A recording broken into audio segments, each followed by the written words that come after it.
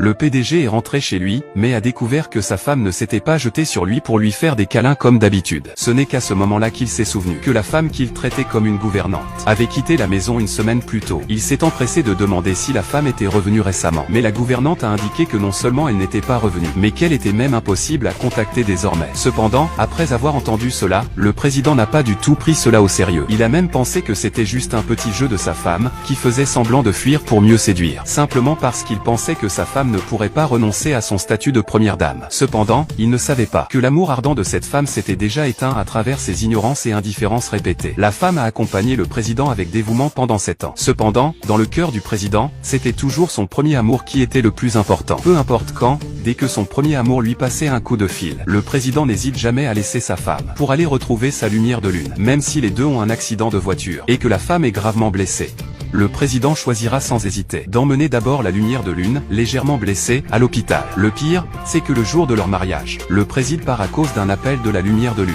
Annuler le mariage et laisser la femme seule sur place. La femme a aussi essayé de retenir le président. Cependant, le président pensait qu'elle faisait des histoires. Sans dire un mot, il s'est retourné et est parti. À ce moment-là, la rivale en a profité pour provoquer la femme. C'est alors que la femme a enfin compris. Peu importe ses efforts, elle ne récupérera pas l'amour du président. Heureusement, elle a choisi de lâcher prise et de les laisser être ensemble. Alors elle a directement envoyé un message de rupture au président. Elle a retiré la bague en diamant de sa main, décidée à couper complètement les liens avec le président. Après que le président ait passé toute la nuit à s'occuper de sa muse, il est rentré chez lui épuisé. Il a alors ordonné avec arrogance à sa femme de venir le masser. Mais après avoir attendu longtemps, il n'a pas eu de réponse de son épouse. La gouvernante lui a dit: la femme n'est jamais revenue après être partie aujourd'hui. Le président n'y a cependant pas prêté attention, car il croyait que la femme reviendrait le supplier dans 3 jours. Même en voyant le message de rupture envoyé par sa femme, il ne s'en est pas soucié, et s'est préparé à partir en voyage d'affaires à l'étranger comme prévu. Voyant l'air inquiet de la gouvernante, il a calmement dit que lorsque la femme en aurait assez, elle reviendrait d'elle-même. Et puis il a fait avertir la femme par la nounou qu'elle devait revenir dans une semaine, sinon elle ne pourrait plus jamais revenir. Cependant, une semaine plus tard, il rentre d'un voyage d'affaires, et la femme n'était toujours pas revenue. Le PDG décide alors de baisser sa garde et de la contacter lui-même pour une fois. Mais il n'avait pas imaginé qu'elle l'avait déjà bloqué. Cela l'a tout simplement stupéfié. Il a ordonné à son assistant de trouver rapidement la position de la femme. L'assistant a rapidement trouvé où se trouvait la femme. Il s'avère qu'elle est retournée seule dans son village natal. Est-ce nécessaire?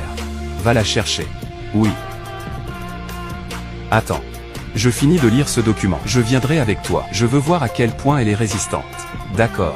L'assistant s'est empressé de transmettre cette nouvelle à Beiyugang. Beiyugang, rusé, fut immédiatement furieux en entendant cela. Il ne s'attendait pas à ce que les femmes soient si importantes aux yeux du président. Et pendant ce temps, l'autre femme profitait agréablement de son temps seul. Fuir les mauvais garçons. La sensation d'être un PDG le rendait exceptionnellement à l'aise.